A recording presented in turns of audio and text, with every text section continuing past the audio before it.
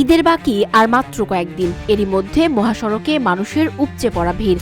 ঢাকা টাঙ্গাইল ও ঢাকা ময়মনসিংহ মহাসড়কে আজ সকাল থেকেই যাত্রী ও যানবাহনের চাপ বেড়েছে।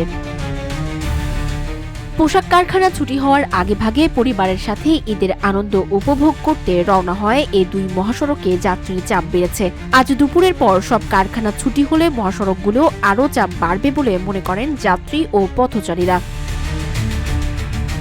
ঢাকা ময়মনসিংহ মহাসড়কের বিআরটি লেন একমুখী করে দেয় যানজট নেই, তবে দীর্ঘ সারিতে যানবাহন চলছে। এদিকে ঢাকা টাঙ্গাইল মহাসড়কে চন্দ্রা ত্রিমোড় থেকে জয়দেবপুর রোডে 5 কিলোমিটার এবং নবীনগরে 5 কিলোমিটার দীর্ঘ সারিতে যানবাহন চলাচল করছে।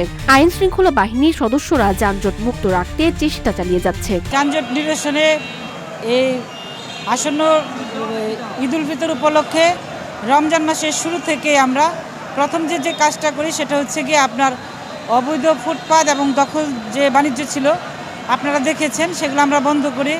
এখানে আপনার চন্দ্রা ফ্লাইওভারের অপোজিটে যে কাউন্টার ছিল সেই কাউন্টারগুলো আমরা বন্ধ করেছি এবং ডিভাইডারের উপরে আমরা সেখানে কাঁটাতারের দিয়েছি।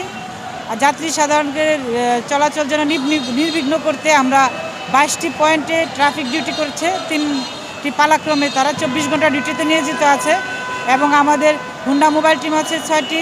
এছাড়াও আমাদের মোবাইল পার্টি আছে। আমাদের এখানে পর্যাপ্ত অফিসার আছে। আমরা হাইওয়ে পুলিশের পক্ষ থেকে আমাদের ঊর্ধ্বতন স্যাররা আমাদের সাথে সম্পৃক্ত আছেন। আমরা স্যারদের দিক নির্দেশনায় কন্টিনিউ কার্যক্রম করে যাচ্ছি। অতিরিক্ত ভাড়া নেওয়ার কোনো সুযোগ নাই, সেক্ষেত্রে আমাদের কাছে অভিযোগ আসা মাত্রই আমরা সেটা ব্যবস্থা গ্রহণ করছি।